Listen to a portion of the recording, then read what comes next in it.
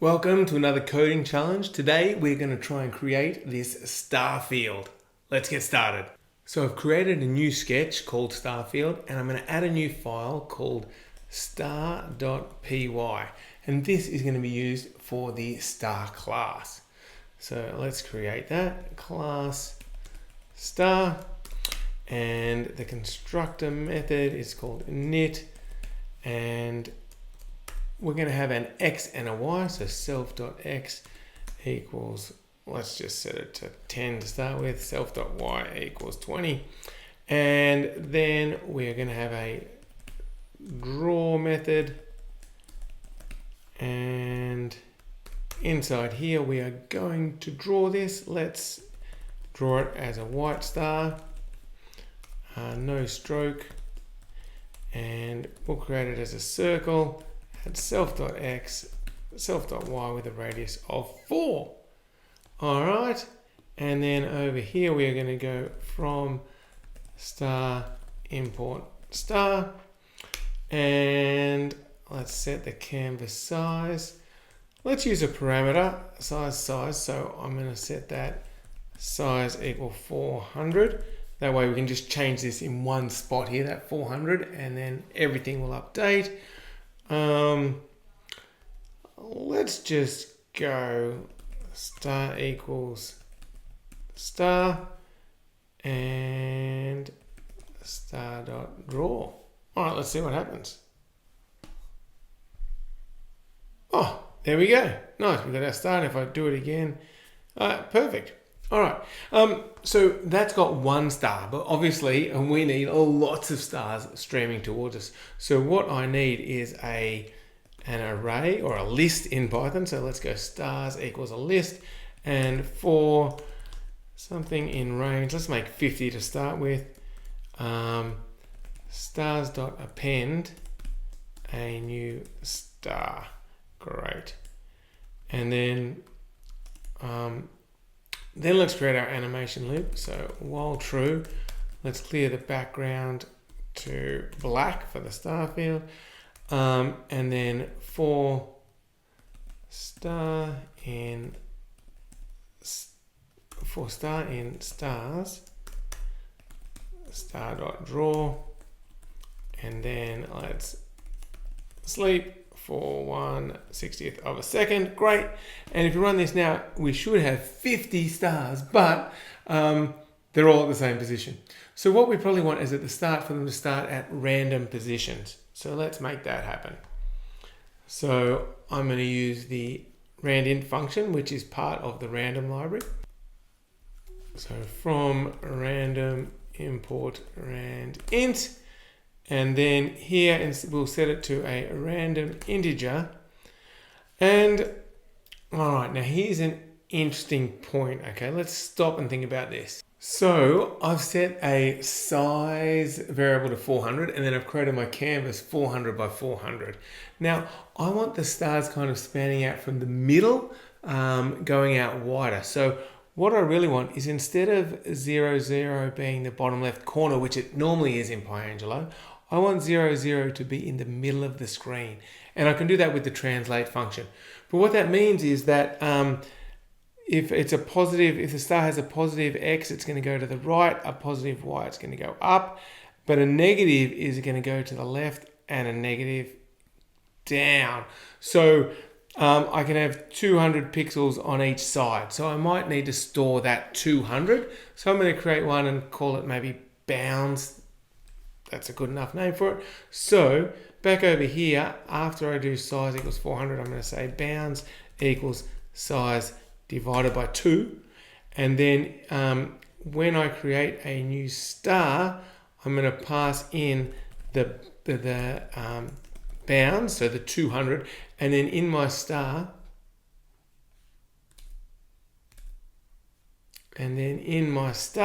I am going to pass in bounds. I'm going to say self.bounds equals bounds, so that will be 200. And then I'm going to create a random integer between minus self.bounds and self.bounds, because that will do between minus 200 and 200. And same for the y, between minus self.bounds, and self.bounds. Great. So now we should have a random position for every star. Oh yes, but I didn't do the translate. So some of these, at the moment, 0, 0 is still down here in the bottom left corner. So a lot of the stars are in these quadrants here you can't see. So let's fix that. After we've cleared the background, we can save the state, and then we can do our translate, and we want to translate by size divided by 2 in the X and size divided by 2 in the Y, and then we want to restore the state. Now let's see. Great, there we are. And if we start again, yeah, every time we restart, they go to random positions, which is good. Okay, now we want to get the stars moving and fanning out. And how are we going to do that? Well, it's a little tricky, but basically what we're going to do is we're going to take the coordinates of where it currently is. So say the star's at 100, 100. Let's just concentrate on the x-axis first. So the x would be currently 100. So we're going to do the x, and we're going to divide by some kind of depth parameter or concept of depth, which would be a value from the x coordinate, so from that 100. So let's just put in some numbers like 100, all the way up to the maximum depth would be the bounds, the 200. So if I do 100 divided by 200, and then I multiply it by the bounds, so x divided by z multiplied by the bounds, and the bounds is 200, then what happens is these cancel out and the star stays at its current x position. But as then I reduce this z to 199,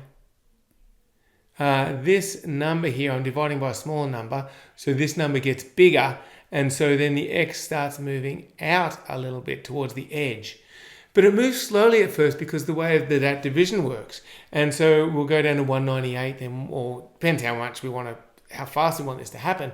But as we go lower and lower, eventually when we get to the value of the x, 100, that will be 100 divided by 100, and then we multiply by the bounds, 200, and it's moved all the way to the edge of the screen. So this is how we make it move. And the beauty about this division is it moves slowly at first, slowly, and then faster. So it's kind of like that gives us that effect of the stars moving towards us and then fanning out.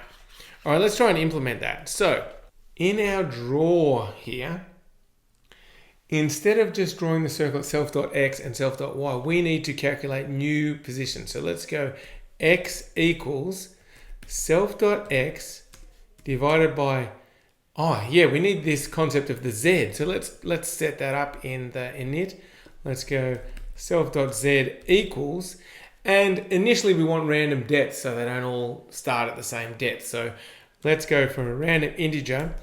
And as I said, we don't want the depth to be any bigger than the x position itself. So to start with, it should be the maximum of the x value, self.x and self.y. That's the minimum depth we can have, and the maximum depth is bounds. All right, so that's, and this is not self.x, sorry, this is self.z. This is the depth. All right, and then now we divide by self.z and we multiply by self.bounds. And so now we've kind of translated that original position and moved it. And so then we can do y equals self.y divided by self.z times self.bounds. And then we use that newly calculated x and y. Great. All right, I think this should get the stars moving. No, because we're not changing that z. We're not changing that z. Yeah. So the z's always the same, so x is always going to be the same. So what we need to do is have an update method here. So let's create an update method. And what we'll do here is we'll say self.z minus equals, and yeah, I think we need to pass in a speed variable, how much we're gonna change this by. minus equals self.speed. Yeah, that's good. And then what we can do is we can call star.update and update it by speed. And let's create a speed variable. And let's just set that equal to 1 to start with. All right, let's see. Here we go. Division by 0. Okay. Yes, that is a problem. So the problem is that self.z can be 0. So when we minus this, we should actually check if self.z is less than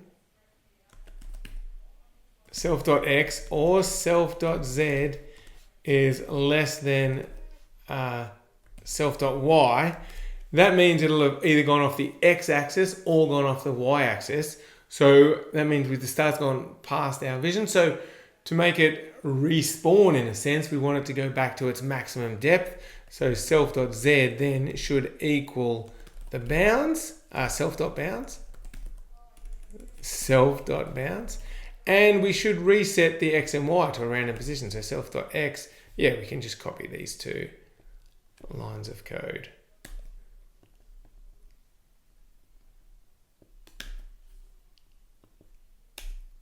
Excellent. Let's try that.